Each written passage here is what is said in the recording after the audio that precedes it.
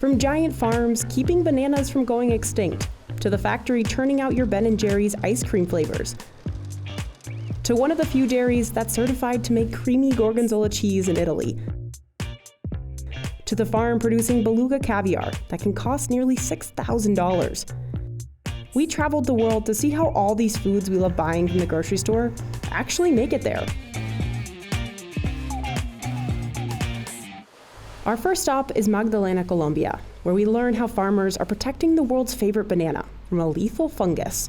You probably know the Cavendish banana. You can find this type of banana in every supermarket around the world. They're so popular because they're yummy, they look nice, and they ripen as they transport.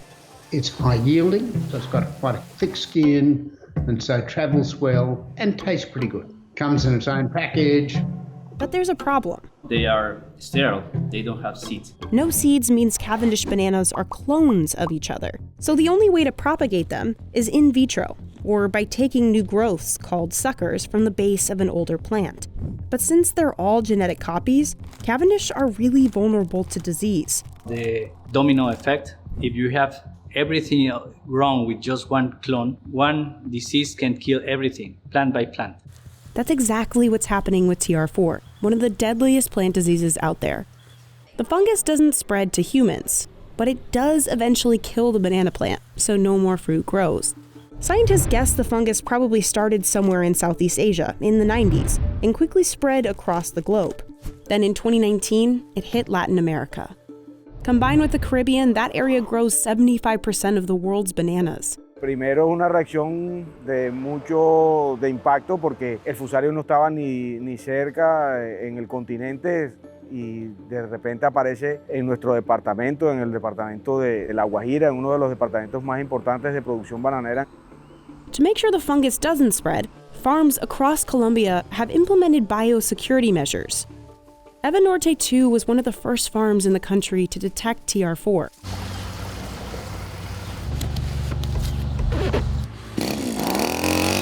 Workers wash down and disinfect the underside of any car that comes in, just in case there's infected soil hiding in the treads.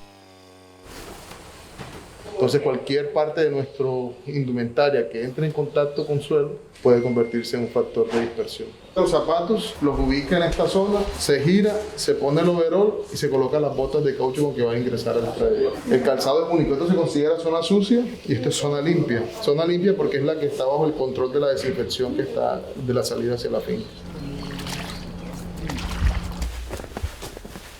Antonio's team built cement paths throughout the farm.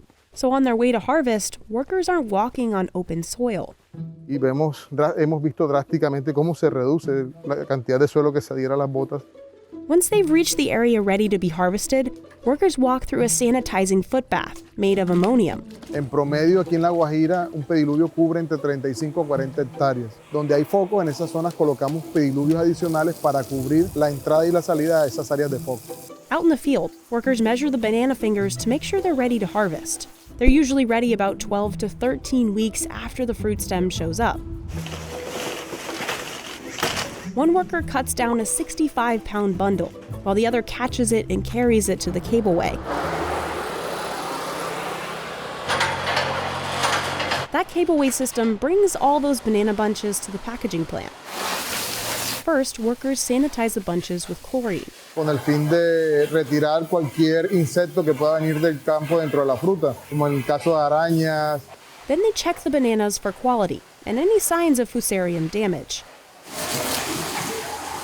They cut off and throw bushels into a huge tank. That bath not only preserves the bananas, but washes off any of the latex that naturally occurs on the peel. The bananas get cut into smaller bunches of 5 to 7. Posterior a eso viene la parte de sellado, cubierta de coronas para el tema de protección para el viaje. Next come those famous stickers. Pasa a la etapa de pesado de la bandeja y por último está el área de empaque. Workers wrap the banana carefully so they don't bruise. That wrapping has holes in it so the bananas can ripen as they travel. No more than 4 hours after the bananas are harvested, those boxes end up on pallets, loaded onto trucks. En este caso, para el día de hoy tenemos 960 cajas de bandeja 3 libras y 960 cajas de Walmart. The bananas are trucked to the nearby port, where they're moved onto ships. This shipment's headed to the US. To make the ice cream base, the milk heads to the blend tank. Cream, milk, and lots of sugar are churned together. The factory goes through 6,700 gallons of cream every single day. Every ice cream flavor starts with either a sweet cream base or a chocolate base. Next, the mixmaster will pour in eggs, stabilizers, and cocoa powder if it's a chocolate base. Then it's piped into the pasteurizer. You can't see it happening, but hot steel plates are heating up the mix to kill any harmful bacteria. The newly pasteurized milk is stored in a tank for 4 to 8 hours, so the ingredients can really get to know each other. After making the two bases, they'll head to one of the 20 flavor vats to get a flavor boost. We're always coming up with new flavors, hundreds of flavors a year, and we usually narrow it down to about 3 or 4. We really love to bring our social mission values into our naming process. For example, empowerment to talk about voting rights. Before Ben & Jerry's famous chunks can be added, the mix has to get to below freezing temperatures. It's pumped through this giant freezing barrel, and when it gets to the front, it's finally ice cream. Along the way, it's quality tested, meaning lucky factory floor workers get to taste the ice creams. Then it goes into the first of 2 freezer visits. When it comes out, it's 22 degrees, and somewhere between the consistency of a milkshake and soft serve. Now for the best part, the chunks. Founder Ben actually didn't have a great sense of smell, which meant he couldn't taste much either. So his big thing was texture. That's why Ben & Jerry's has some of the biggest chunks in the ice cream industry. These chunks end up in flavors like half-baked, chubby hubby, or the one we're making, chocolate therapy. Workers dump in add-ins through the chunk feeder, from brownie bites and cookie dough globs to chocolate chunks, fruits, and nuts. They let us give it a try, but it's not as easy as it looks. Then it's finally time to pack those pints. Workers stack the empty containers into the automatic filler. The machine drops the pints into position and perfectly pumps in ice cream. It can fill up 270 pints a minute. The pints are pushed towards the litter and sealed tight. At this point, 6 pints every hour are pulled off the line for quality testing. Quality assurance personnel first cut pints open. They're making sure the ingredients are symmetrical and there aren't any big air bubbles. There is a small gap, but that's called what we call a functional void. If we saw large voids, it would be concerning. It's actually quite the workout, as you can tell. They also measure the weight and volume of pints to ensure that the right amount of ice cream makes it into each container. So we know the weight of the ice cream, and anything below 460 is not passable. Now back to the factory line. It's now time for the pints to take a second spin in the freezer. The ice cream has to get even colder, down to minus 10 degrees. The pints travel along the spiral hardener, a corkscrew-shaped conveyor belt inside a freezer. With the wind chill, it can get up to minus 60 degrees in there. After 3 hours, the pints are finally frozen and ready to be packaged. They're flipped over and shrink-wrapped into groups of 8. Together, they make a gallon. But you'll never actually see a gallon tub of Ben & Jerry's ice cream, because the company never wants its ice cream going bad sitting in the back of your fridge. Once the pints are packaged, they're ready to be shipped across the globe. Penicillium roqueforti, the fungus, is added to milk at the very beginning of the production process, in a big cauldron together with enzymes, rennet, and yeast.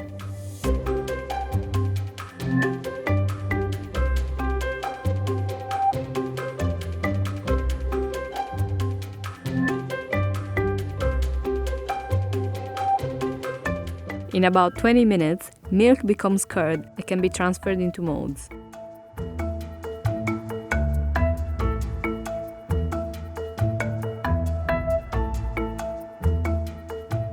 Each wheel is marked with the dairy's identification number. You can see number 16 here. That's Caseificio C. Invernizzi we visited. Here, between 450 and 500 Gorgonzola wheels are made every day. To help the curd settle, wheels are turned 4 times and then left to rest overnight. Then they are salted a couple of times. At this stage, they weigh about 18 kilos, that's 40 pounds, but this number will drop to 12 kilos, 26 pounds, at the end of the aging process as excess whey is released. The salting rooms are warm and humid. This is also to favor the activity of yeasts inside the cheese. Mild Gorgonzola wheels stay for 3 days and hard Gorgonzola for 5. Then they are moved again into a cold room, where they are punctured 100 times on each side. This is to allow oxygen into the cheese for it to grow its signature blue veins. All Gorgonzolas at Caseificio C in Vernizzi are punctured with a machine, but some other in-house cheeses are still punctured by hand. After this step, the cheese is left to age.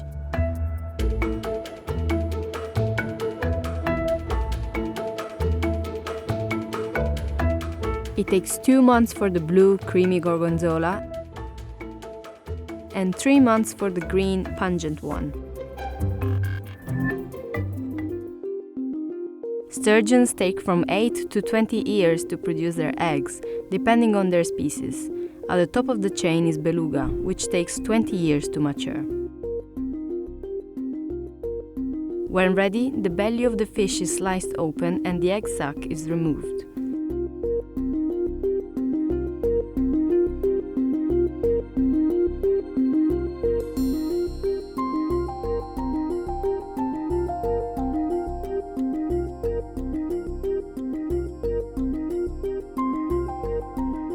After extraction, eggs are rubbed over a metal grate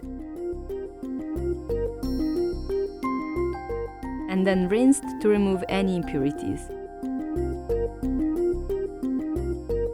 As flavors differ from fish to fish, eggs from each sturgeon are packed individually.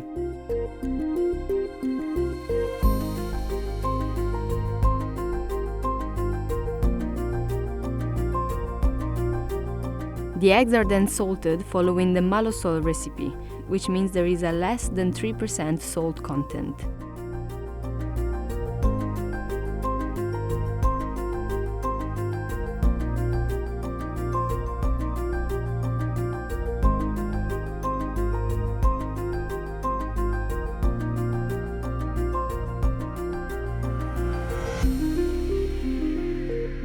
Then the eggs are packaged and will be mature and ready to be eaten in a few months, depending on which sturgeon breed they come from and on customers' preferences.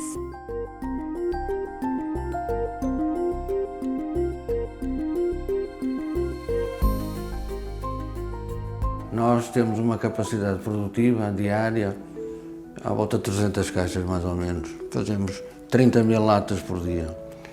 Se comparar a uma indústria, uma fábrica industrializada, faz 1000 caixas por dia, 100 mil latas por dia. Agora, em termos de qualidade, não tem comparação possível. Pinhais makes 4 types of canned sardines: sardines in olive oil, sardines in tomato sauce, spiced sardines in olive oil, and sardines in spiced tomato sauce. We follow the making of sardines in tomato sauce and the spiced sardines in olive oil. These are the fresh sardines that have arrived this morning from Matosinhos Harbor, and the canning process will take place in 1 day. So everything is going to be finished by 5 p.m. this afternoon. All the sardines are going to be tinned. Now it's time to go and see how sardines are actually canned here at Pinhais. After the sardines arrive at the factory, they are placed on a marble table and the head and the bowel of the fish are cut off by hand.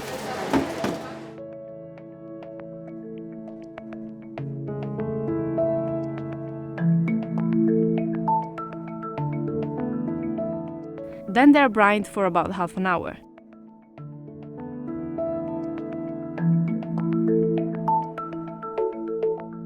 The sardines are placed on grids that are handmade by Signor Albino in his workshop at the factory.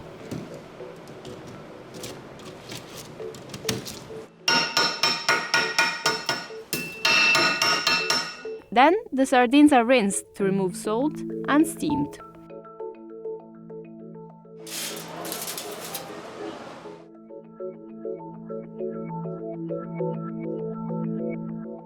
Portanto, todas essas etapas, e um dos segredos está nisso, é que, repare-se, a sardinha, como as firmas faziam, a maior parte delas coziam a sardinha dentro da lata, quer dizer que a gordura e a umidade da sardinha fica na lata. E se a sardinha for cozida em grelhas, ao arrefecer, escorre essa gordura e essa umidade. Portanto, ao ser enlatada na fase posterior, a qualidade é muito melhor. All the ingredients are cut during the day and added by hand, one by one. Each can of spiced sardines has 1 pinch of black pepper, carrot, laurel, piri-piri, clove and cucumber. Signora Emilia is in charge of the tomato sauce, and she keeps her recipe secret.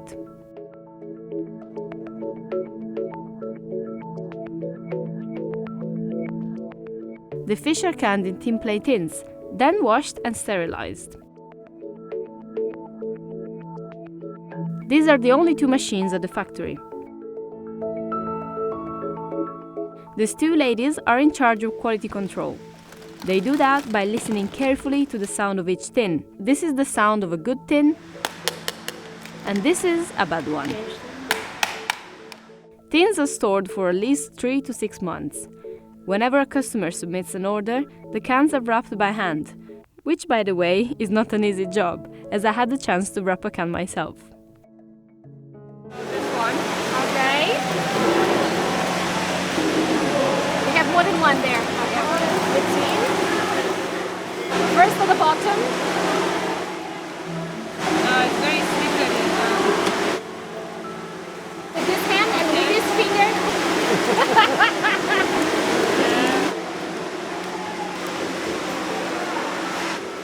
Too much tape.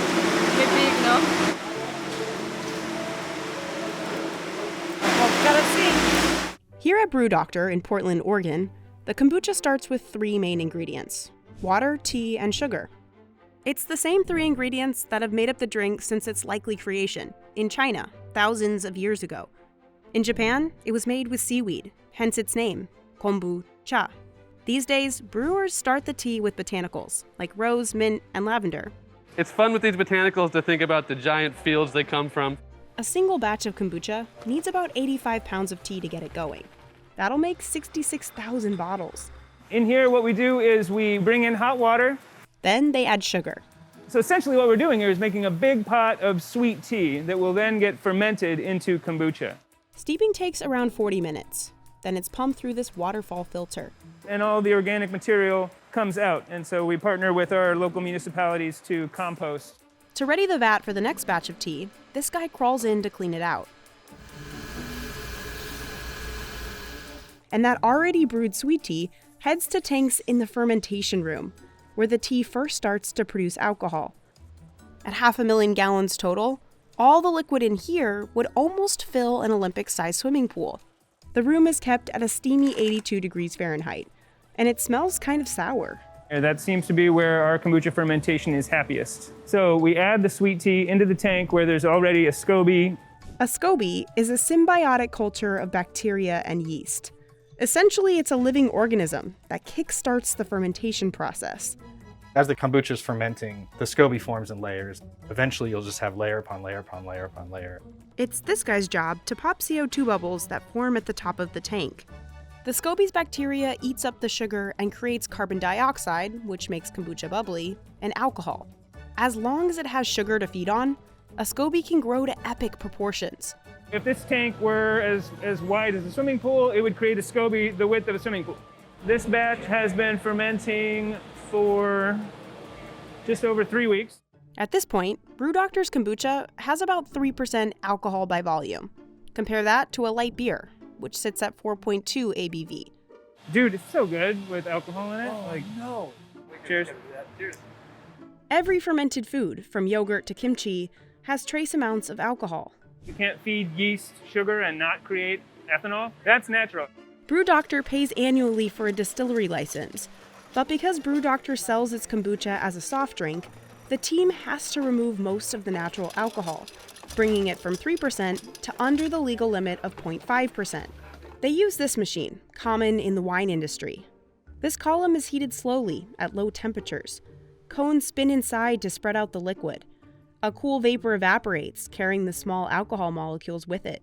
It's a very elegant, mechanical way of taking ethanol out of a liquid without affecting the nature of the liquid. That fancy machine costs Matt $1 million. But now we're responsibly selling a non-alcoholic product to our consumers. Testing is also required by law, but it's another complicated and expensive step in the process. This alcohol testing machine can cost up to $40,000.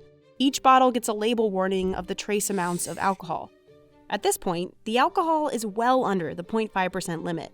Next, it's packed and shipped. Hey, Mike. Hey, Allison. How are you, honey? Awesome. How are you?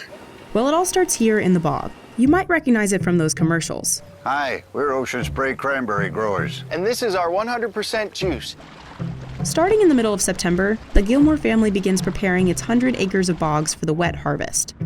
Normally, the bogs look like this. Come right on. Dry fields. You can walk on this and not damage it. The cranberries grow just like this in a layer of sand, peat, gravel, and clay. We use water to harvest the cranberries, but they don't grow submerged in water. Some of the cranberry vines here on the bog are almost 90 years old. When it's time to harvest, Allison will flood the bog with about a foot of water. Once we add the water, the cranberries start to float on the vine. Cranberries have 4 pockets of air inside. To knock the berries off those vines, farmers use a cranberry harvesting machine. You can fairly easily take them right off. The harrow that Ben is using, he actually built that. The berries pop off and float to the top. Then for the fun part, farmers strap on some waders and trudge out into the water. The cranberries are all floating to the top and we're standing on top of the vines. There isn't anything quite like the experience of standing in a bog, but it does feel like I'm being hugged by all the cranberries. I do love that. As you can see, this is a wide open space and we have put in place all the CDC guidelines. We are socially distanced by the nature of when we are farming, and we've put in masks. From inside the bog, farmers use what's called a boom to corral all the berries bobbing on the surface. One of the things that is surprisingly difficult is pulling the boom. It's heavy. 100% of Ocean Spray's cranberries are grown sustainably. But not only is wet harvest environmentally friendly, it's also efficient. Allison's family can harvest up to 10 acres a day. We are harvesting in all different weather. We work every day for 6 or 7 weeks, whatever it takes, 8 weeks sometimes. The berry pump right over here, we can come over here and see. And as you can see, we're paddling and gently pushing the cranberries into that pump that's right there. The paddle helps to control the rate of which the cranberries are going into the pump. And the pump gently takes the cranberries up into a truck called the berry washer. The fruit is coming up through here.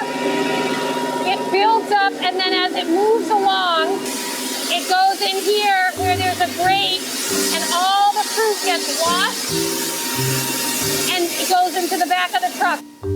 Those trucks say goodbye to Gilmore Farm and head out to the receiving station just up the road. Here, trucks coming from Massachusetts and Rhode Island line up by the dozens, waiting their turn to unload. Once in front, they back up and get locked into this giant lift. Hydraulics lift the front end up, and all the berries tumble out the back. The berries are cleaned again to get rid of the rest of the leaves and vine bits. Then they're boxed and sent to one of the manufacturing plants. 1.5 million barrels will be processed here in just over a month. It'll take the manufacturing plants a year to go through all those berries. Over at the plant in Middleborough, Massachusetts, berries are turned into the products we see on the shelves. We process all the fruit, freeze it, and then when it's frozen, we can slice it to make that optimal sweet dried cranberry. That's Scott, head of engineering here. We're going to go out to our fruit delivery area and see where the fruit comes in, and we kickstart the process. It's going to be very loud, so we'll be wearing ear protection and PPE. To continue operating under COVID-19 restrictions, Ocean Spray had to implement temperature checks, mandatory masks, and social distancing in its factories. After suiting up, we followed Scott into the freezer. We store 3.1 million pounds in our local freezer, which is about 2 days of production. The berries chosen for craisins, juice, or sauce have to be frozen first. Once it's frozen, it breaks down the cellular structure inside the cranberry and allows the juice to be released and processed. After they're frozen, the berries are spiked to break them up. Frozen fruit comes into the process, then we slice it, we defrost it, and then we extract the juice from the berry. This is where we're extracting the juice. Once they've got the juice, it's sent here to become a concentrate. That concentrate heads to another facility where the water, juices, and other ingredients are added in to become the now very famous juice. About 4,400 cranberries go into a typical bottle of cranberry juice. But after the juice gets extracted, those leftover berries don't just get thrown away. They become the dried cranberries called craisins. As the fruit enters the dryer, it's a 210-foot dryer that has 3 stages where we dry the fruit to the customer's specifications. Once there's no liquid left, the dried cranberries can get flavorings. Today we're running strawberry on our production line. It smells like strawberry shortcake in the facilities. Now for the sauce. Ocean Spray's first product, introduced back in 1930. This year, Ocean Spray expects Americans to buy nearly 60 million cans of the stuff for the holidays. The berries get ground up into a puree. About 200 berries, along with sweeteners, go into each can of jellied sauce. The process hasn't changed so much. Some of the equipment we use and some of the training that's required of the personnel has, but the general concept has not changed in almost 90 years. Once all the products are finished, they're packaged up. And this robot does all the boxing. This is our finished goods cooler where we store product that's waiting to go out to the customer. We have 3,500 pallet spots in here and a total of 5,500 at the site. So less than 3 weeks, we turn all the inventory over here in the cooler. Between all the flavors of craisins, juice, and sauce, Ocean Spray has more than 250 SKUs, or product types, on shelves across the globe. 50% of it goes to Europe, and then the rest goes to our distribution centers here in the United States.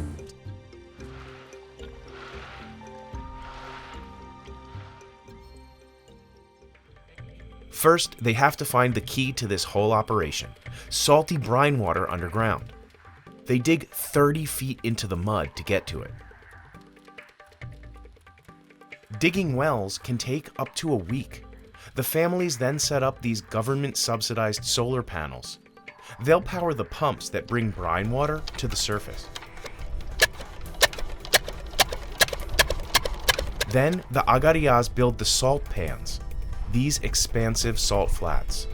જ્યારે અમે રણમાં શરૂઆતમાં આવી કામ કરવા ત્યારે આ માટીનું પાટા બનાવી અને ત્યારબાદ આ રોલ ફેરવવો પડે.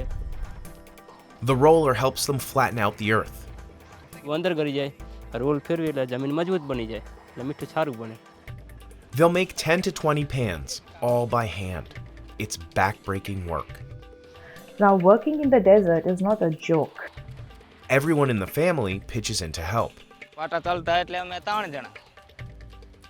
Then the farmers will release the salty brine water from the wells.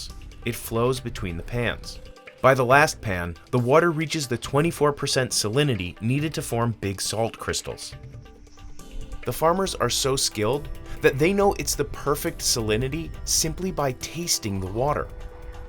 तो ये जो स्क्वायर है उसमें मिनिमम 300 से लेके 400 तक salt निकलेगा. Over the next few months, as the water evaporates, salt crystals form. દંતારા ખેંચવાના લોખંડના આવે દંતારા હોય એ ફેરવવાના. This rake costs $22, too expensive for many of the farmers. દર વર્ષે લેવા જઈએ તો મેર ન પડે એટલે હાથે નાથે રિપેરિંગ કરીને 2-3 વર્ષ ચલાવીએ અમે. They have to rake the salt crystals every day for the first 3 months. એટલે કા ફેરવવાનું કારણ હજી તો ફેરવી તો એ મોટું થાય ને કે ઉપલું ઉપલું. They start raking early each morning to avoid the hottest part of the day. કે જો પહેલા તો મીઠું ઓછું હોય એટલે તો એક જણો ખેંચે એટલે હાલે એટલે અને બીજા પછી વધી જાય ને મીઠું પછી એકથી દંતારો હાલે નહીં પછી 2 જણાને જ ખેંચવો પડે. But working here can be really dangerous. The life expectancy of a farmer is about 60 years because not only do they face extreme temperatures, They are dealing with subsoil brine, which is highly acidic, and you also an exposure to that subsoil brine also comes with a lot of problems in skin. મને તો પહેલા તો ચામડીના રોગ થાય છે એટલે 1 મહિના લગી તો રૂજ જ ન આવે અને ચામડીનો રોગ ઈ પહેલો જ કારણ કે પહેલા પેનિયાથી જ શરૂ થાય. many of the Agarias become blind from years of the bright sun reflecting off the white landscape. And because they're so far from the nearest village, accessing medical care is often too expensive. અમાર નાના જો આવડી મીઠું છોટી ગયું ને તે ભાંગતા હતા અને એમને પગે જાણકી ફોડકી દઈ ને પછી મીઠામાં તો રૂજ આવે જ નહીં રણમાં એટલે પછી વધતું ગયું જો દવાખાને લઈ ગયા તે તોય ન મીઠું 1 વર્ષ 2 વર્ષ થી 2 વર્ષ લગી એમને એ ફોડકી મોટી મોટી થી આખો પગ હડી ગયો પગ પછી કાપ્યો પછી 3 દિવસ જીવા 3 દિવસ પછી ડેથ હો ગયું.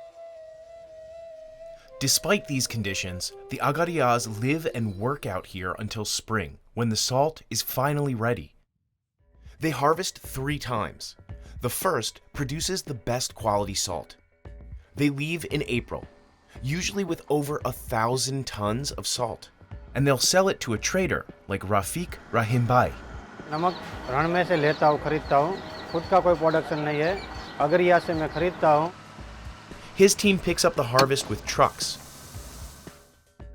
Once it arrives from the Ran, उसको हमारा ऑफर में डालते हैं. उसके आगे हम उसको क्रशिंग करके दोनों स्क्रू में वॉशिंग करते हैं.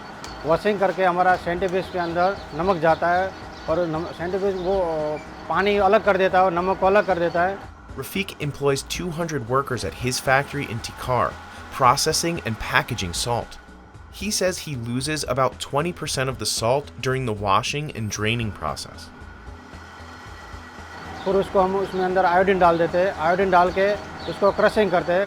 It gets packaged and sold as edible powder salt and as crystal salt to be made into soap, detergent, and baking soda.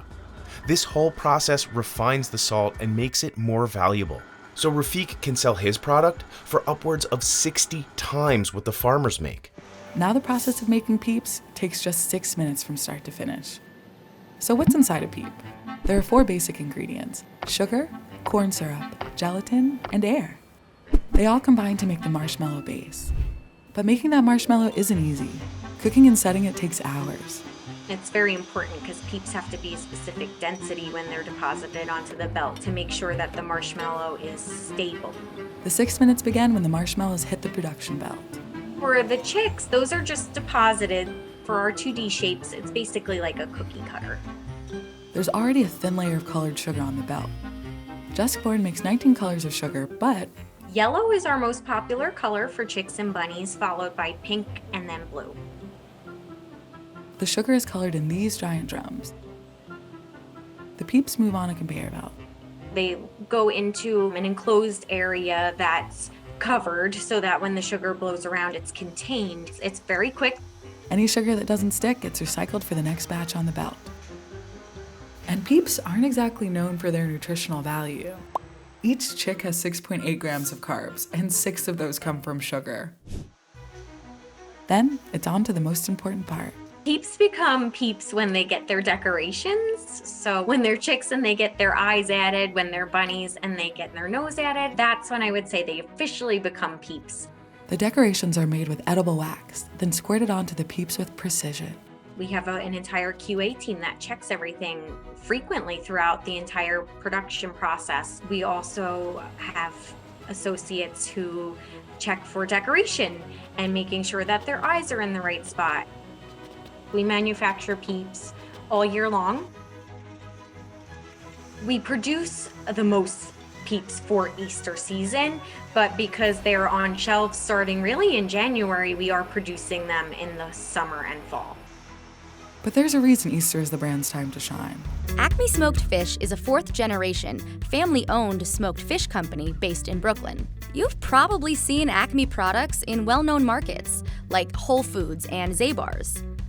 But what you might not know is that they also sell anonymously to some of the most famous bagel shops and specialty stores in the city. Meaning, if you've ever ordered lox on your bagel in NYC, there's a decent chance it came from Acme. You realize half of New York City would not exist for smoked fish if it wasn't for this place. The 100-year-old business produces about 15 million pounds of smoked fish products every year. To see how Acme makes its legendary products, I met up with Adam Kaslow, the company's 4th-generation co-CEO. So gross. Adam joined the business in 2006 along with his cousins and sister. My great-grandfather became a smoked fish wagon jobber in 1906 and was just competing for that American dream. His dream was to one day open up his own smokehouse, and he did that at the very end of his career. Today, we're in the 4th generation of Acme, and so the 4 of us are keeping the family legacy alive and well.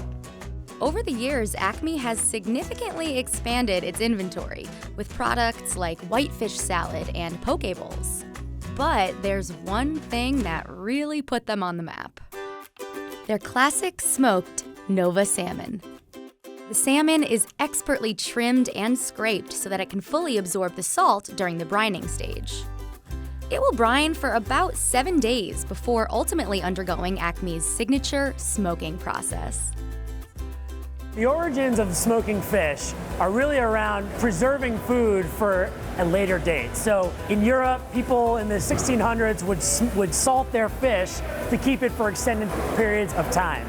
Now, the origins of smoked fish are a little bit up for debate, as some people say that as the fish were hanging out to dry, the smoke from the campfire gave it this added flavor, but it's unconfirmed. It's a really nice story. We don't know if it's true, but it's a good story. It's a good story. The salt gives it about a 30-day shelf life, and the smoke really adds that flavor. So this oven has been the original smoker that we've had at Acme since its existence. Back in the day, they would just light fires on the floor of the smokehouse. That sounds very safe. It was not safe. But the principles of smoking really haven't changed. We're gonna turn these fans on. They're gonna blow air throughout the oven, dry out the fish, and after about 3 to 4 hours, we'll turn on the smoker and fill this room with wood burn smoke. After smoking, most products are packaged and shipped out to stores across the country. Welcome to Oda Tofu. I get here at 2:30 in the morning, Monday through Saturday, make tofu and start the day. The night before, workers pull out giant bags of soybeans sourced from Iowa. And they're dried soybeans, so they are very hard. You could hardly break it with a hammer. And we soak them the night before, then they become really soft. It takes 10 hours of soaking. Depending on the temperature of the outside, we tend to soak them longer if it's colder or shorter if it's hotter. We want that pure white in the soybeans. Yeah, these are so pretty good. Cooks transfer the soft soybeans to one of 2 grinders. We grind the soybeans, make a slush. Then we put it into our cookers, which cook to about 100 degrees Celsius. Then the mixture flows through a giant pipe into a filtering bag in the pressing machine. This machine squeezes out the soy milk. The milk comes out the other end and drops into another filter. So we double filter it to get as pure of soy milk as we can. Okay, this is hot. What's left is a byproduct called okara, basically the leftover bits from the beans like the shells. So this nylon that catches the rest of the okara, people use it in like baking recipes and stuff like that. But also we give it to farmers to feed their cows and pigs. Some of the soy milk gets bottled by hand. It's sold across Portland, but the rest gets turned into tofu. Our tofu is made out of 3 ingredients: soybeans, water, and coagulant. The mixture first gets a splash of coagulant. So we use our nigari, traditional Japanese coagulant. We can adjust the amount of coagulant that we use to make the firmness that we want. I will actually make a firm, so I'm gonna add some more coagulant because it could be separated from the curds and the water a little bit more. It's kind of like making cheese, right? Like in cheese, the coagulant separates the whey or liquid from the proteins, which clump up into curds. That takes about 15 minutes. So this is what it looks like after it's curded. So these curds are actually nice and like fluffy and soft. That scrambled egg-looking mixture is spooned into molds. Jason hand shapes it using a cheesecloth. So now we just gotta press them into the firmness that we want. It's pretty soft, almost like a waterbed. We make medium, firm, and extra firm. It depends on how much water we squeeze out. The curds on the firm and the extra firm are finer and harder, so it's easier to get water out. The medium's nice and soft. A hydraulic press then helps squeeze out the water. After it's pressed, Jason carefully flips the tofu into a giant bath. He slices it along the lines from the molds. Tofu headed to restaurants is placed in buckets. Some of it gets fried into what's called age. So he is a master at chopsticks. Yeah, that is not easy to do with the flimsy tofu. Blocks bound for stores get fished from the water and put in boxes. From soaked soybeans to the final product, probably about an hour. Everything else is really controlled by hand. Before that coffee gets poured into someone's cup, it gets harvested from a coffee plant like this one. Harvesting is a labor-intensive process, with a countdown once the coffee cherries ripen. We have to do something with it immediately. It only lasts 24 hours. When coffee cherries ripen, they are hand-picked and loaded into 100-pound bags. The majority of Lou's coffee cherries go into what's called the washed process, where they are converted into parchment. Basically entails going through a flotation tank. From there, it's going to get sucked up into the pulper. That's where we remove the skin in the pulp. From there, it goes into a demuseler. Once it goes through the demuseler, we have removed all that slimy pectin layer. It goes into another flotation tank, and then it's going to be transported over to the drying deck. When it comes out of that process, comes out of the wet mill, it's 46% moisture. You got to dry that down to 9 to 12%. After drying in the open overnight, the parchment is loaded into a mechanical dryer for 24 hours. Then we can move it into our warehouse. Lou estimates that he has approximately 90,000 pounds of coffee parchment in his warehouse, waiting for the final steps. We store it until we need to mill it into green bean. When Lou is ready to convert the parchment into green bean, it heads to the dry mill.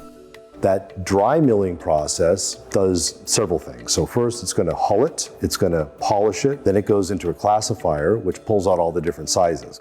From there, the green bean heads to the gravity table. Beans that are too light because they are overripe, underripe, or damaged by pests float to the top and are discarded. The rest of the top grade product continues on to the optical sorter, which removes any remaining impurities. Coffee is one of those products that any little defect is going to throw off your cup. This is what will eventually get roasted and become what we know as coffee. In a normal season, Ka'u Coffee Mill will produce close to 160,000 pounds of green bean, which gets sold to coffee shops and roasters throughout the state and internationally.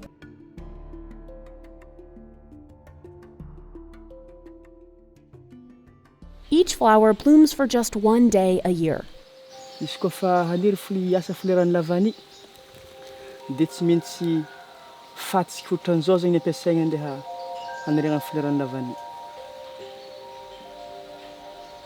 Raha atao meky zany fleur po mety ho simba. Tsy atao mafy izay. Vita zany ny fleur. Raza Finsalama works alone and can pollinate up to 500 orchids a day. It takes about 9 months for a pod to grow. The price of this vanilla bean has skyrocketed in recent years due to rising demand and the destruction of crops by cyclones. In 2018, vanilla hit a high of nearly $600 per kilo, more than the value of silver. It's since dropped to $250 a kilo, but that's still a lot. And those prices are really attractive to thieves. Maharegny lavany lafo vidy, dia lasa mivadiky ny lohany mangalatra. So many farmers in the region are arming themselves and patrolling their fields at night, when thieves usually strike. Thieves stole 20 kilograms of farmer Berlin Ronnery's harvest, leaving his vines bare. Hanafika zareo amin'ny tegna miamby, voatiry ny tegna tafy mampiasa.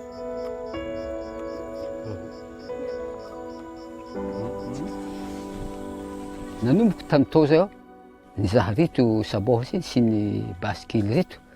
Ko indesiko iarovako ny tenako sy ny fanagnako. In 2018, officials estimated 10% of the year's harvest was lost to theft. Eto zany tragno anaha, tragno fambolagna fitaova, sady tsy ampiasagna lavany. He often sleeps out here overnight. Lasa miasa loha lava zany amin'ny fiambiasagna azy satria mpangalatra andeha handroba, andeha handrava. Tegna tsy tafandry mieritreritra azy. And because farmers only get one vanilla harvest annually, raha ka fa very agnatin'ny taogno raiky, mijaly izy sahiragna, na ny hanigny hoanigny tegna ampanahiragna. Some of the thieves are actually children, driven to steal because of poverty. They were held in overcrowded and unhygienic prisons in the northeast of the country for years without trial. farmers have started branding their vanilla beans with identifying codes, making the crops easier to track if they do get stolen. Another protective measure? Some farmers pick their beans before they're completely ripe, to beat thieves to harvest. And so the quality goes down a lot. This year, Raza Finsalama was able to wait until his beans were completely mature.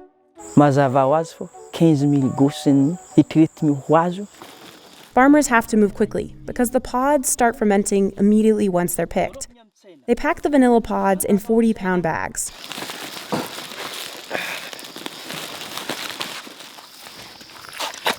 And haul the loads for miles along dirt roads to the market.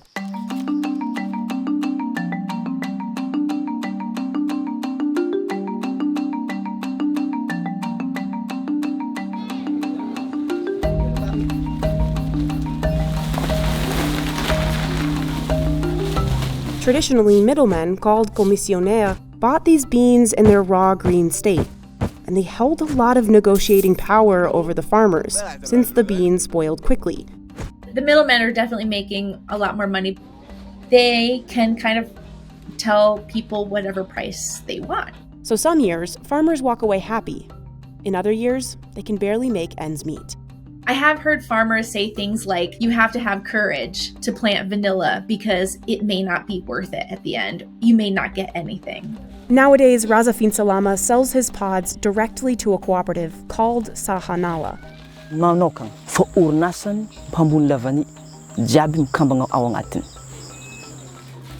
Sahanala representatives check the bean quality and the brand on the bean and pay the farmers directly in cash, cutting out the middleman and promising a consistent price.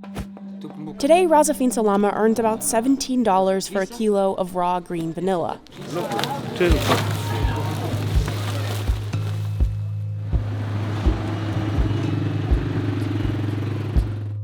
Sahanala takes the beans to one of its processing facilities, employing thousands of workers across Madagascar. But even these large operations still have to protect against thieves. Raha ny valeuran'ny vanille izay hitantsika eto amin'ity toeran'ity androany dia manodidina ny 2 380 000 euro. The facility has electric fences, surveillance cameras, and private security patrolling at night. Anisany antony mahatonga zany fepetra rehetra zany noraisina iarovana ny lavania ny asarobidiny sy ny valeurany. But it'll still be another 3 months of painstaking work before the vanilla is export ready.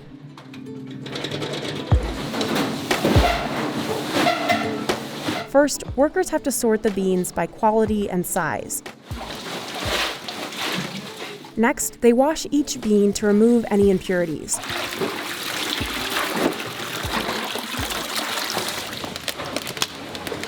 Then the beans get dunked in hot water to release the compound vanillin. That's what creates the distinct vanilla flavor.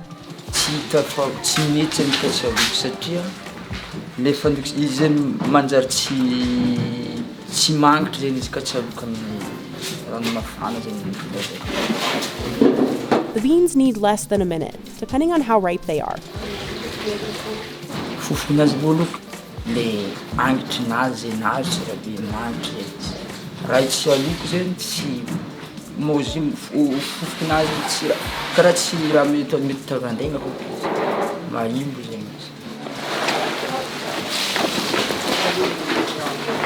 They have to run the bean baskets so they don't lose the heat from cooking. Workers move the cooked beans to boxes where they'll sit for 48 hours. When they take the beans out, they'll be brown.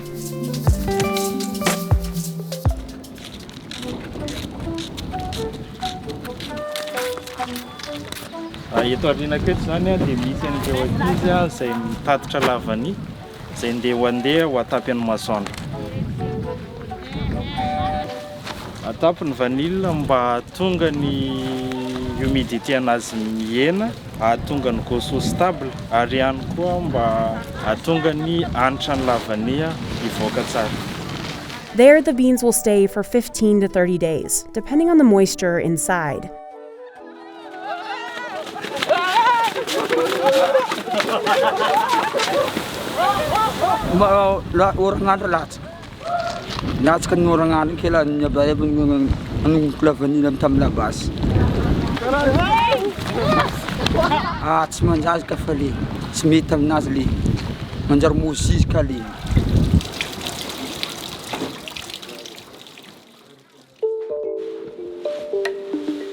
Zareo zany manao triage manala le vanille tsy mitovy ny couleur anazy. Zany hoe misy tam'le vanille somary masaka loatra nandrahoana dia iny mila alana mba tsy afaka. In the packaging room, they massage the beans to release the oils and the vanilla fragrance. Careful not to damage the beans, they group the pods in bunches. Then they check that there are no stray metals, like nails, hidden inside. Workers then weigh the boxes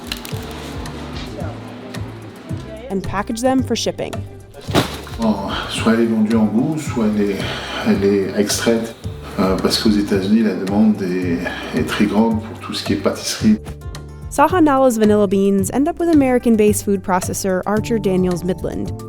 Le fait aujourd'hui de s'être associé en joint venture avec Archer Daniels Midland, on a plus vu notre production augmenter.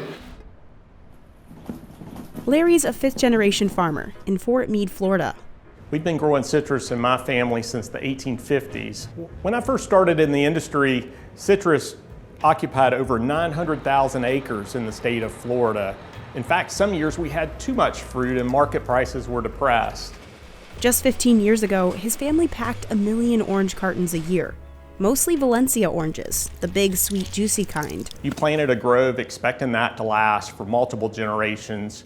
The first case of citrus greening was reported in China back in 1919. It quickly spread across the continent, devastating citrus groves in India and Saudi Arabia as well.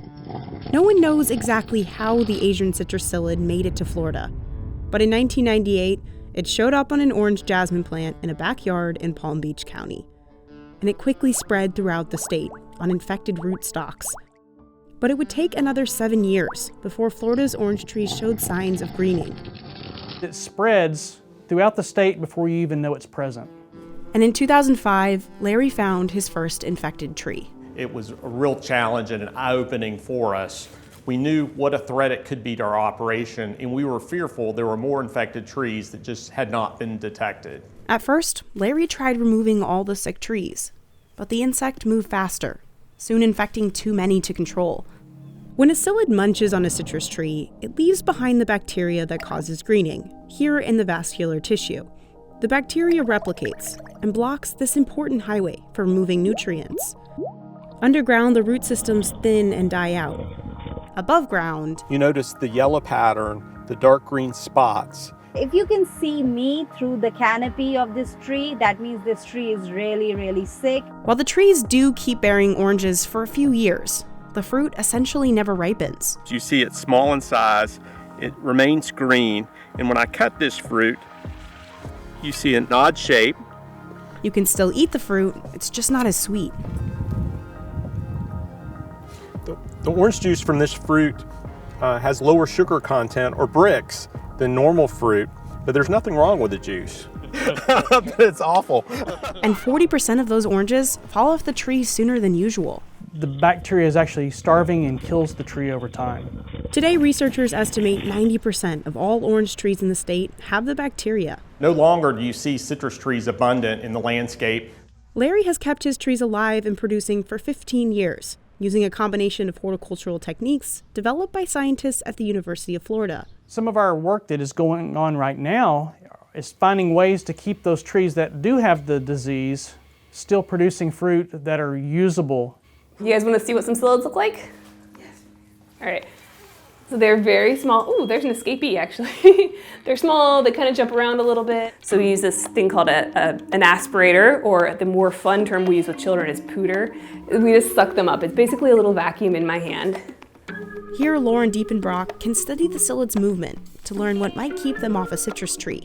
Using the aspirator is actually a really efficient way to collect psyllids. She's figured out a few things that detract psyllids. First, this pink clay. It's sprayed on the trees to hide the leaves from the insect, which uses light wavelengths to see. One study showed the clay was more effective than insecticides. The second thing Lauren is researching is these 8-foot wide sheets of plastic called reflective mulch. The idea is that it should make it where the psyllid can't find the host plant. It could be that it blinds them or causes a visual deterrent. Has it worked? Somewhat. We do get psyllids. We do get them, but we do get them at a reduced rate. A few years ago, farmers discovered that putting plastic bags around baby trees could help them grow stronger before infection. Lauren's now studying how effective these individual protective covers, or IPCs, actually can be.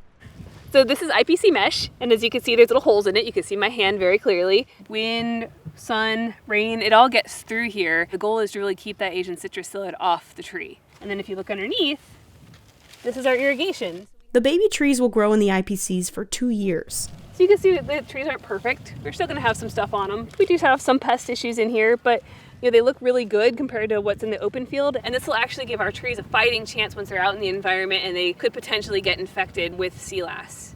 Scientist Tripti Vashish thinks the key is in the soil.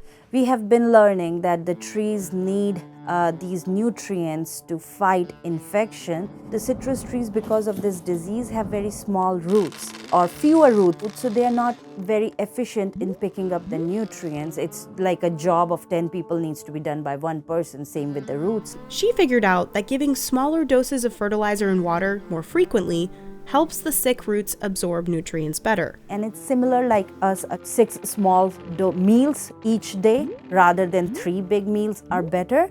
Same as with the fertilizer and irrigation, smaller doses are better than big doses. Larry uses fertilizer custom designed for his trees. He's also planting more young ones. One of our strategies for dealing with greening is to plant the groves at higher densities. We're planting 300 trees per acre compared to 140 to 150 trees per acre before we were dealing with the disease. So if he knows all the trees will get infected, with more planted, hopefully some will survive. Growers have also tried releasing predator wasps and spraying insecticides. While there's no silver bullet, in combination, these short-term solutions have sort of worked. You can slow down the decline. We've been battling citrus greening for 15 years, and while the industry's not thriving, we're definitely surviving. But the problem is, all these approaches tack on an extra $600 per acre onto production costs for growers. Our revenues are down by more than half on an individual grove basis. Growers are losing money. And many couldn't swallow the losses. By early 2022, half of Florida's orange growers had left the industry. So while he waits for a long-term solution, Larry's taking the hit so he can keep harvesting the same way his family always has. Workers quickly pick the oranges and drop them into bags. Once they've got a good batch, pickers dump them into baskets in the grove. Workers then truck the oranges to the packing facility just down the road. We have 8 digital cameras that takes a picture of each piece of fruit as it travels through the packing line. We use an electronic sorter to divide the crop by color. If they're orange enough, the fruit gets cleaned and hit with a layer of natural wax. It preserves the fruit, it extends its shelf life. Today, because of HLB, Larry packs half as many boxes as he did 17 years ago. If the oranges are a bit too green, Larry knows they'll be hard to sell on the fresh side. So he sends them to get juiced at the Florida's Natural Plant in Lake Wales. Larry owns the juicing plant along with other local growers as part of the company's cooperative. About 90% of the fruit grown in the state goes to orange juice. But just like growers, the factory has been getting fewer oranges. So less efficiency in the plant. With a lower fruit volume, the factory had to shut down one of its 3 processing lines. Nowadays, 60,000 boxes of oranges arrive at the plant from cooperative farms across Central Florida. That's about 30,000 fewer than before HLB. Within 24 hours of harvesting, we juice the fruit. This machine squeezes the juice out of every orange.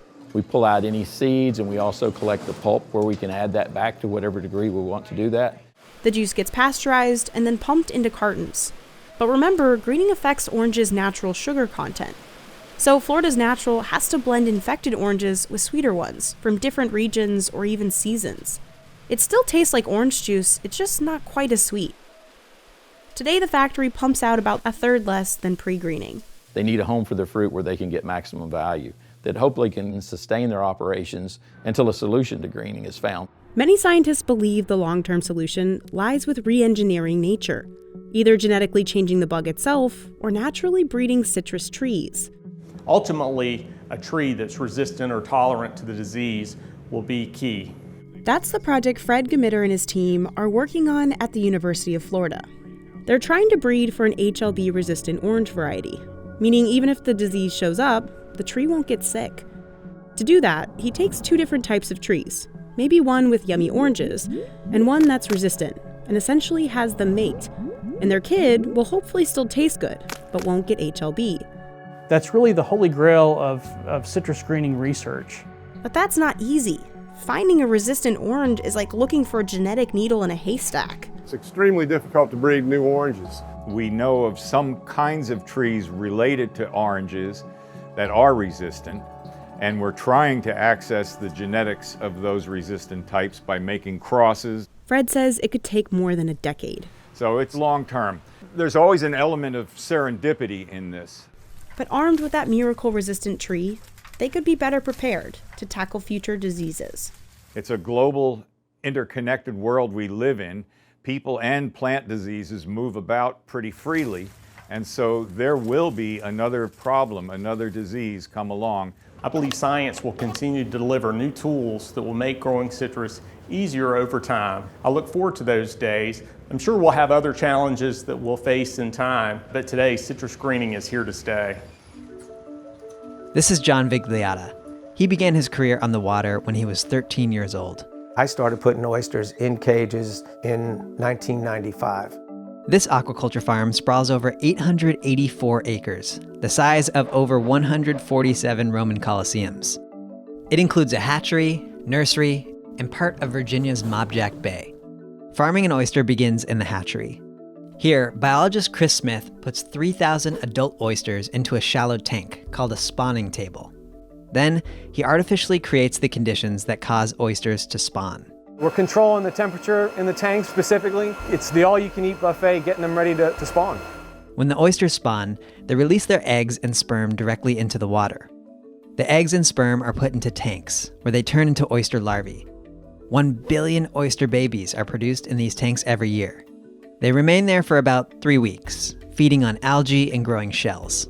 We grow about 7 different species of algae to create a menu for our oysters and clams. It's amazing to see the algae kind of bloom and then to watch the oysters and clams grow in our facility. It's very gratifying. When the oysters get to be about 1/4 inch long, they are placed outside in upweller tanks. And it's a system in which allows a large quantity of water to be flown past the oysters, giving them a super abundant amount of food. After about 2 months of feeding, staff check on the size of the oysters. We'll take these oysters here that are larger and they'll go in a cage to go overboard. And then these oysters here will go back into the system for a further grow out to where they can get to be this size and eventually go in a cage. The cages full of oysters are then tossed into the Mobjack Bay. We have about 2,500 to 3,000 cages. Contained in all the cages that we have out in the Mobjack Bay, you probably have somewhere around 30 million oysters. That is a lot of oysters. If all of them were harvested at once and put into your freezer, you could eat over 800 oysters every day for 100 years. And you would still have leftovers. Nicely done. Farmers monitor the weather closely. Excessive rainfall can dilute the salt in the water, which could kill the oysters. And water temperature is also a factor. Oysters grow best between 60 degrees Fahrenheit and 80 degrees. If you go above that, it just gets so hot that they will stop growing or slow down significantly. If it goes below that, they go dormant. If all goes well, after 6 months, the cages are removed from the water and the oysters are brought to a separator.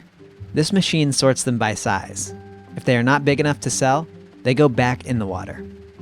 Oysters can take around 1 to 2 years to go from hatchery to market. After separation, market-sized oysters are washed, tagged with order information, and boxed. Once the oysters come out of the bay, the clock starts ticking. The team has to harvest the oysters, transport them to the shop, add ice, package them, and place them in the cooler within 2 hours to meet FDA guidelines. The boxes are put into a refrigerated truck and shipped to distributors across the US. who pay around 40 cents per oyster. In Virginia, wild-caught oysters actually sell for less, around 30 cents. We probably sell our market oysters to 10 or 15 different states in the country, but our oysters end up everywhere. And occasionally, for local orders, John delivers himself.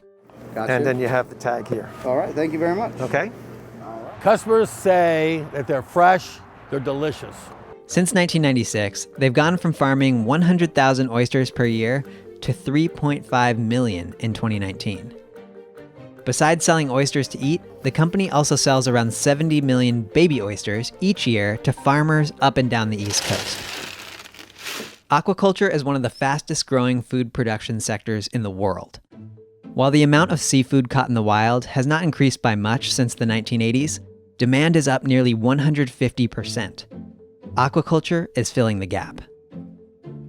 It is predicted that by 2030, 60% of the fish available for human consumption will come from aquaculture. Virginia has made a big bet and doubled down on farming oysters. Today, the state is the largest oyster producer on the East Coast. But the pandemic has hurt business. Like no natural disaster that we've ever had. Oysters' market value and restaurant orders plummeted. So we're getting hit both with reduced orders and a reduced price for the product that we do sell. And on top of that, after a stellar 2019, John stocked the bay hoping for an abundant future. We have a record amount of product in the water and our sales are off almost 50%.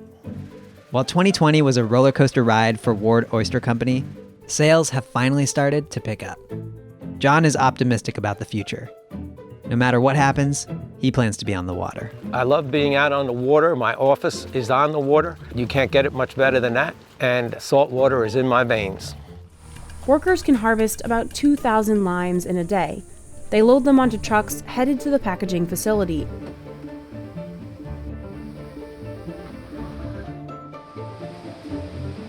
Empezamos nuestro proceso con el área de vaciado.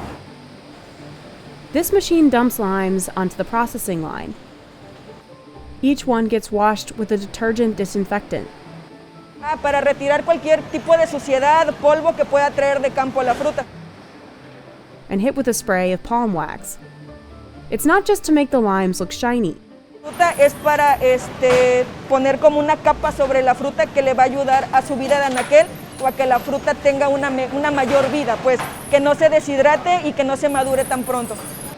Throughout their journey in the factory, the limes will get sorted multiple times. Some stations do it by hand, others with fancy tech. Nuestra máquina consta de un sistema operativo el cual toma de 20 a 40 fotos a cada fruta que va pasando. Using those pictures, the machine separated them based on their size. Ones that aren't the right size will go directly to Mexico's juicing industry. The perfectly sized ones will head on to get exported. But first, there's quality control. Este limón es para exportación a Estados Unidos. Tenemos un limón con una buena cáscara, un buen color, un color uniforme y si lo partimos o lo abrimos, tenemos una buena cantidad de jugo. After they pass this final test, the limes are ready for packaging and shipping. The majority of the limes produced in this region end up in the United States. Demand for limes has been increasing for decades as Latin American and Asian cuisines became more popular. But in 1994, after a new free trade agreement went into effect, the floodgates for Mexican limes opened. Now, the US is the biggest importer of limes globally, doubling the amount it purchased from Mexico in the last 10 years. To keep up with demand, Mexico increased its production 50% in the same decade. These trucks can come up to 3 times a day to load up the supply of fresh milk and transport it to the Cabot plant. Here it will become either butter, cottage cheese, sour cream, yogurt, or of course, cheese. Cheddar cheese. It takes Cabot about 10 gallons of milk to make just 1 pound of cheese. To make Cabot's signature cheddar, first the milk is pasteurized. The milk is then poured into a huge vat where a starter culture of bacteria and the special enzyme called rennet are added in. This combo jumpstarts the process of curdling the milk into cheese. And as the cheese is formed, big steel wires break it down into small curds and a liquid known as whey. Once the cheese curds are cooked through, the whey and the curds head to the finishing table. Here, the whey is drained out. Salt is added in to cut some of that acidity. This is also the point where Cabot can add in herbs and other ingredients to make their specialty flavors, like super spicy habanero and the cheese for us weaker heat seekers, the pepper jack. After that, everything's mixed together. Next, the cheese curds are squeezed together to form massive 40 or 60 pound blocks.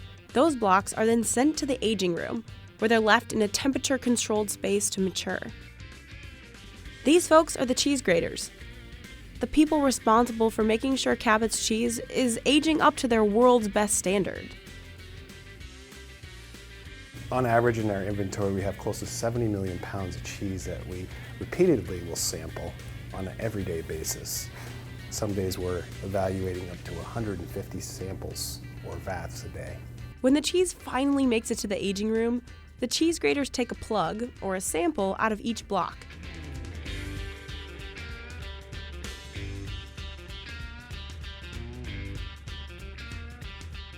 Good flavor. It's a good Monterey Jack, a little salty. And Monterey Jack is typically a short-aged cheese.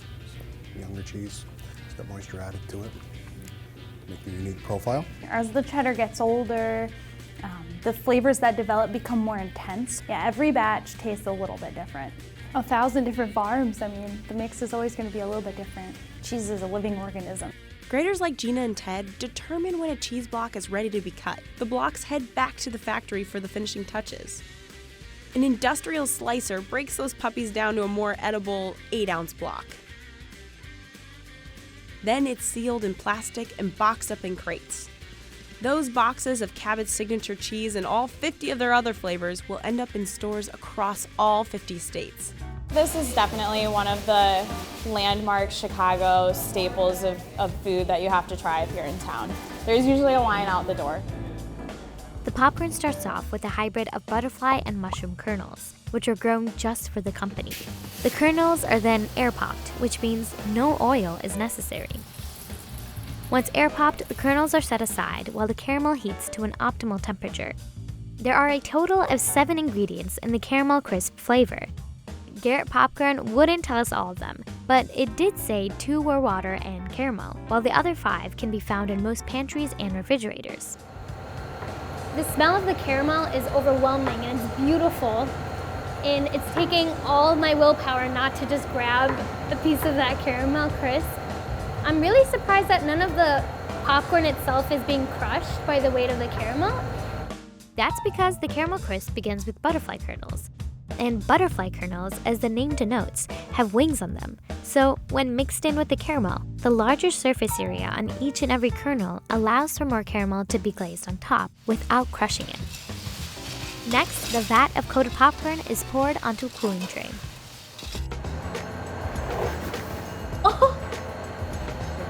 Oh my god, it smells so good. And we're doing this not to make it clump, right? Am I doing a good job? Good. I was booted out. So Eric here stepped in because we only have a small window until the caramel crisp cools off, and we needed to separate it enough so that when it cooled off, there was no clumps. And we have to do this so lightly so that we don't crush the popcorn. Next comes the cheese corn. It's made with mushroom kernels that are round and fluffy. After popping, they're smothered with a mouth-watering cheddar cheese sauce. But beware, Garrett's cheese corn has a reputation for staining your fingers. It all starts in the fields. Machines called vibradoras shake ripened olives out of the trees. Cuando tú vibras una pata, todas las vibraciones se van al exterior. La pata nunca vibra hacia abajo, hacia la raíz. Vibra hacia arriba. This method doesn't damage the branches or the tree trunk. It just makes the ripe olives fall to the ground.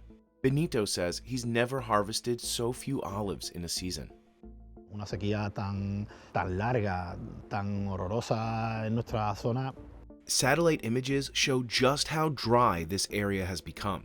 Winter precipitation was down by more than a third. Trees that don't get enough water are tougher to farm. it's harder to pull the olives off the branches because El olivo está chupando la poca agua que pueda tener el producto, el fruto. Entonces está tomando, es como si estuviera comiendo un poco de la aceituna, por así decirlo. in 2019, Benito would gather around 8,000 kilos of olives in a day. Some days this season, he barely gets 1,000 kilos. El olivo, allí hay muchos olivos que no están en condiciones ni de que este año ni del que viene puedan volver a una producción adecuada. It's also stiflingly hot. En mayo, una época muy importante para la floración del olivo, en nuestra zona vinieron unas calores que quemaron mucha flor. Eso hizo que se perdiera mucha cosecha. Benito says winters are also less severe, and without enough water, the trees won't grow. Pues se ve un poco mermado en su deficiencia y no tiene sustento donde poder recuperar esa energía, digamos. The damage to the trees gets worse every year of the drought. Here's what happens to the olives that do survive. Farmers unload their crops in processing facilities run by Decoup, and a conveyor belt carries thousands of raw olives an hour. They're gently washed to remove any remaining dirt from the groves. But the value of their crop isn't set. The olives have to be taste tested first. Extra virgin olive oil is the least processed. It's extracted not through the use of heat or chemicals, but by grinding the olives and pressing out the oil. That's what makes extra virgin the most expensive type of olive oil. But it's also considered healthier because it retains all of its natural vitamins and antioxidants. First, machines blend the olives into a thick paste. Pasa a unos molinos de molturación de acero inoxidable de martillo, que son necesarias molturar la aceituna completamente para luego pasar a un batido. El batido es necesario para preparar la pasta de masa de aceituna para la extracción posterior. Then, massive decanters extract the oil out of the mush. They also keep the olive waste, called alperujo. After it's composted, it's used as fertilizer or fuel. Este proceso más moderno es más sostenible, más ecológico. Por eso ha sustituido al anterior, porque no hay agua residual. Decoup maintains high standards for quality, and Francisco Aguado tries to make sure every bottle leaving this factory is perfect. The new olive oil is stored in huge stainless steel tanks. Nitrogen fills the gap at the top of the canister to keep the oil fresh. It's kept in the dark at a constant temperature. Decoup has the biggest olive oil storage facility in the world. It can hold 300,000 metric tons. That's 1/3 of an oil tanker. The tanks can keep oil fresh for up to 2 years. Each batch of olives has a distinct fragrance. Pues puedo decir que huele como a campo, a tierra húmeda, un olor muy bonito, muy agradable. Finally, the olive oil is poured into bottles and sealed.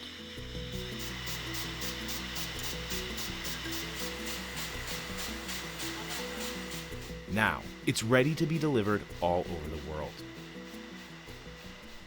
Workers gather early in the morning, and they pass around handfuls of coca leaves. Then they call to Pachamama, or Mother Earth, to help them get the job done quickly.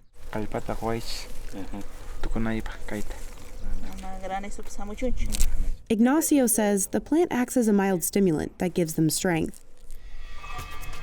Ignacio and his family sow the seeds after the soil has been harrowed and fertilized. About 7 months later, they harvest the crop by hand.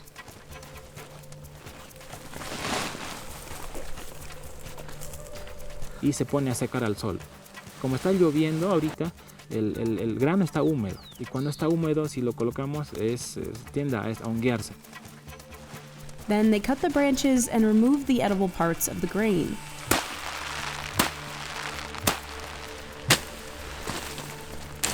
El trabajo de la cosecha de la quinoa es cansado, sí, es cansado.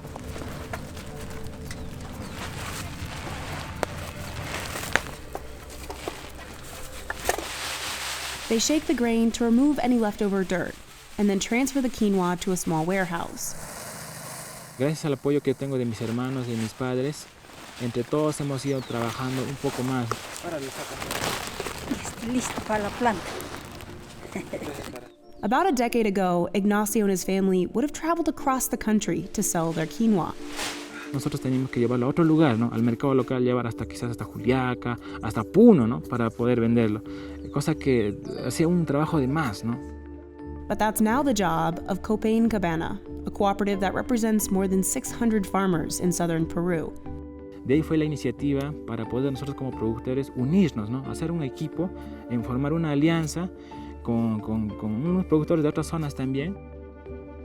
Representatives from cooperatives like Eusebio visit the farms to inspect the grains.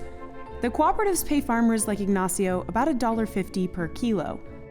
Le damos asistencia técnica, le facilitamos con maquinaria, le facilitamos con insumos, ¿no? Para que tengan. Sin embargo, no les regalamos, sino también es al costo del productor.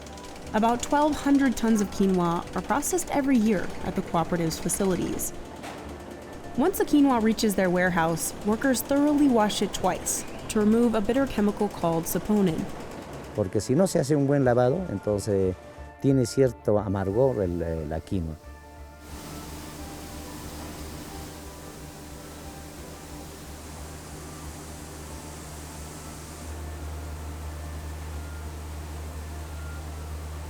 They split the quinoa into categories, remove any impurities, and then package it. It'll make its way overseas. The cooperative says it exports to the US, the European Union, and Japan.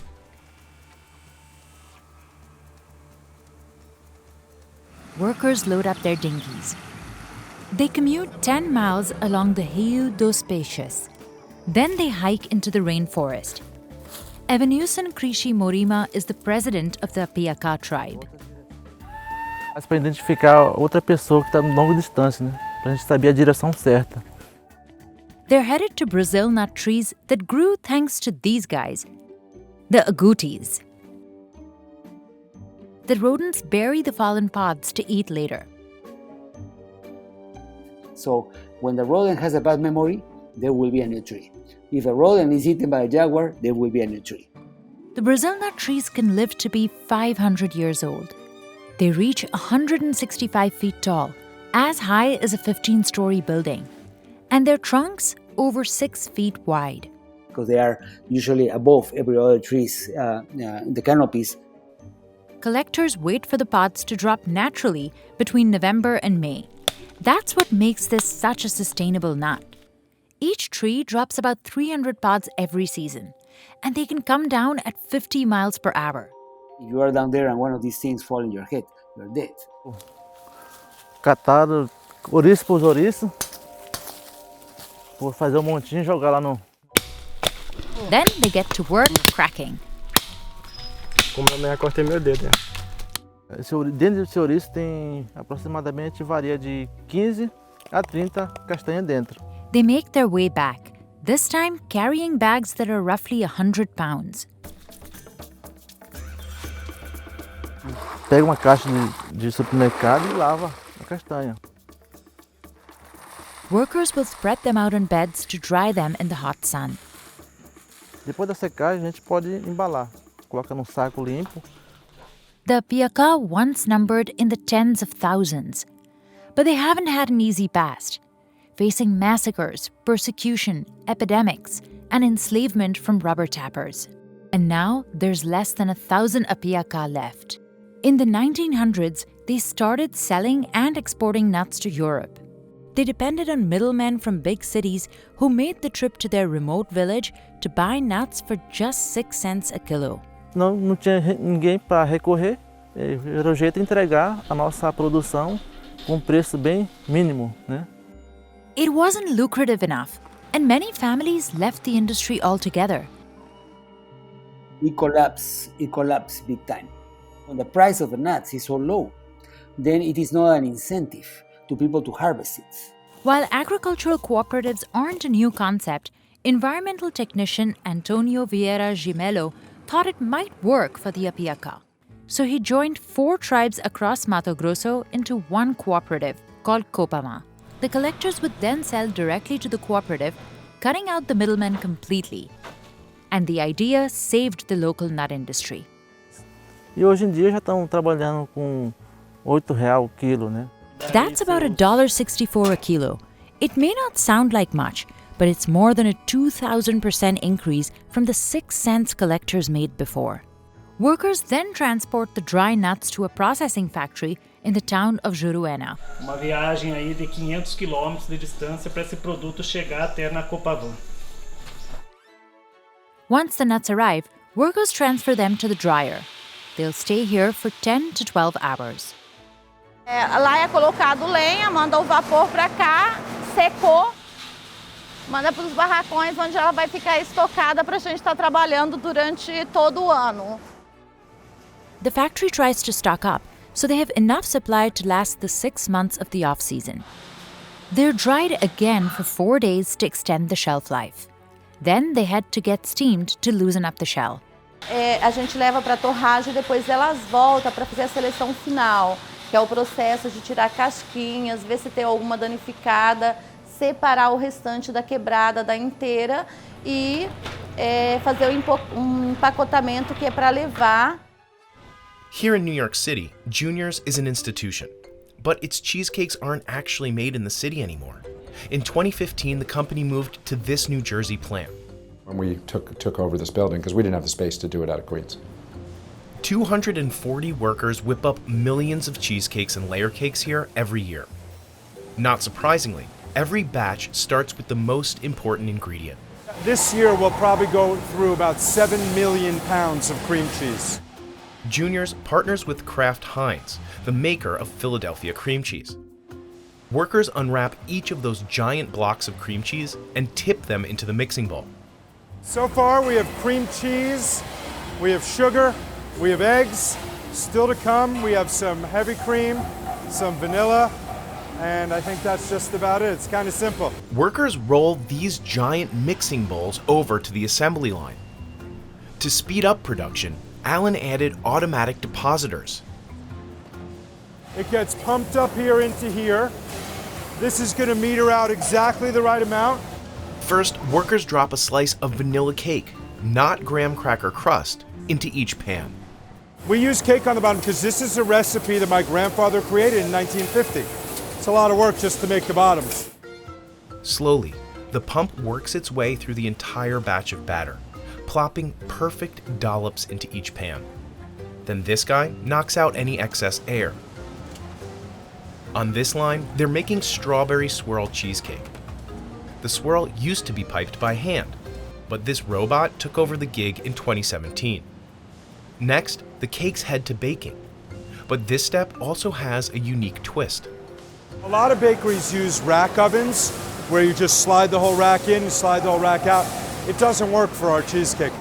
His team bakes the dense cakes in a water bath. Spreads the heat evenly. The bottoms of the cakes don't burn. They rise up like a souffle. You can see how the cakes are literally above the pan.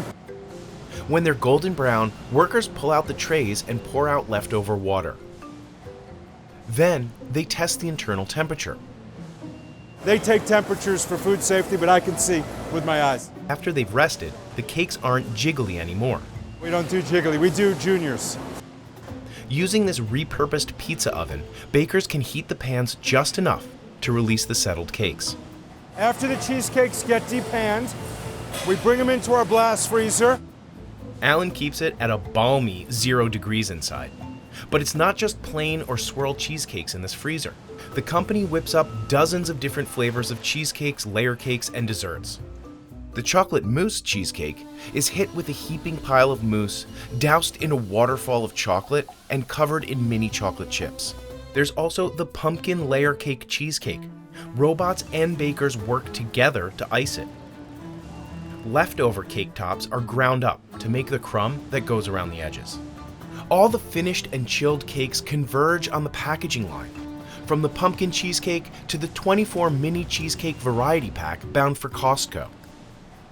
Workers place each cake in a box, slap on a label, and put it in an even bigger box.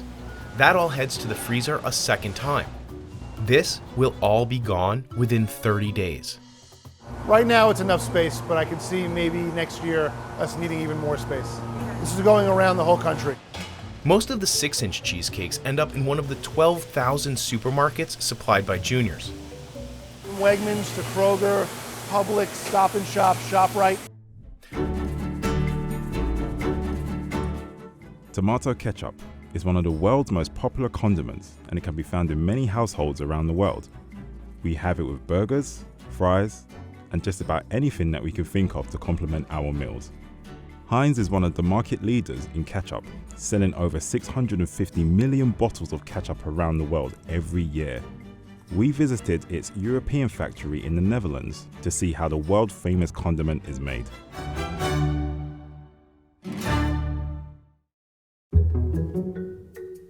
Here in Elst we make sauces for the Kraft Heinz company. Our main product is ketchup, that's 70% of what we do. We make about 1.8 million bottles a day, and that relates to about 175,000 tons of ketchup a year. The ketchup making process starts here, where crates of tomato paste weighing 1,300 kilograms are transported from the Heinz warehouse using automated forklifts. The crates are opened and then go to the paste dumper, where these huge rolling pins squeeze the paste out of the package.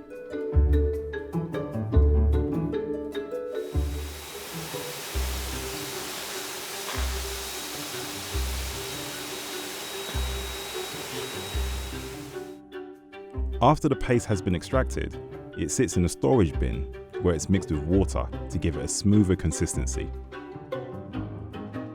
This makes it easier to transport to the storage tank, where it will sit until moving on to the ketchup kitchen. This is our ketchup kitchen, and this is where we actually produce the tomato ketchup. Ketchup is made of 5 ingredients: sugar, vinegar, tomato paste, brine, and the secret spices. The spices are dosed by hand. We dose everything, we mix it, and afterwards it goes into our process. The process is mainly about heating the ketchup and then cooling it down.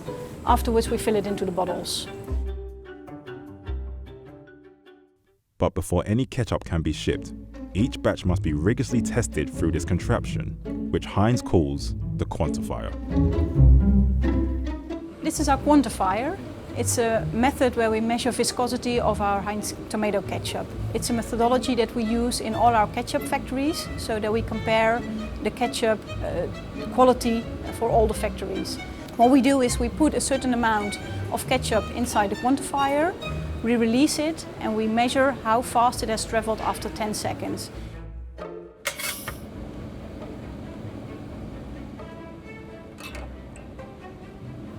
(10.5) within range. It's a special method designed by Heinz. The ketchup cannot move faster than 0.028 miles per hour. If it has traveled too far, we have to block it, cannot sell it. If it's within the range, we can release it.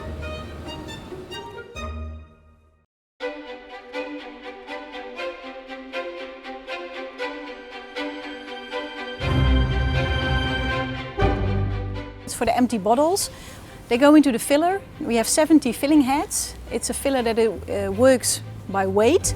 So a bottle comes in, we check the weight of the empty bottle, we fill it to the proper weight with ketchup, and then we check again if we reached the filling weight.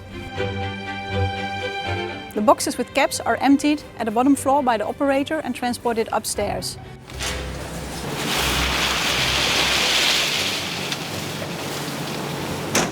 Upstairs, we make sure the caps are put in the right position and go to a single row of caps so that we can position them properly on the bottle in the filling machine.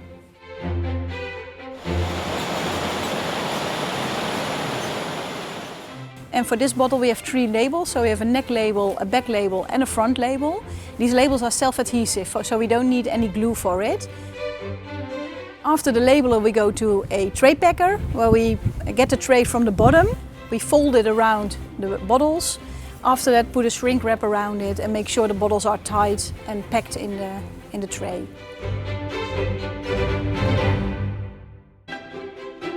From the tray packer we go to the palletizer, where a robot puts the trays in the right position. And from the right position we make layer for layer on the pallet. After that we put a shrink wrap around it.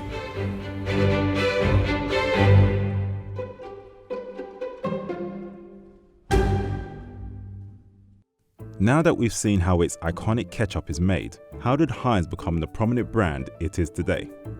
Heinz was founded in Pittsburgh in 1869 by a 25-year-old named Henry John Heinz, who began his business by selling his mother's horseradish recipe. Over the years, Heinz expanded his catalogue, selling pickles, vinegar, and eventually tomato ketchup, which launched in 1876. It was a roaring success, and in 1886, the company began shipping the sauce to the UK. Following the overwhelming popularity of Heinz ketchup, Heinz started producing 13 million bottles a year and exporting them all over the world, which explains why you're never too far from a bottle of Heinz tomato ketchup.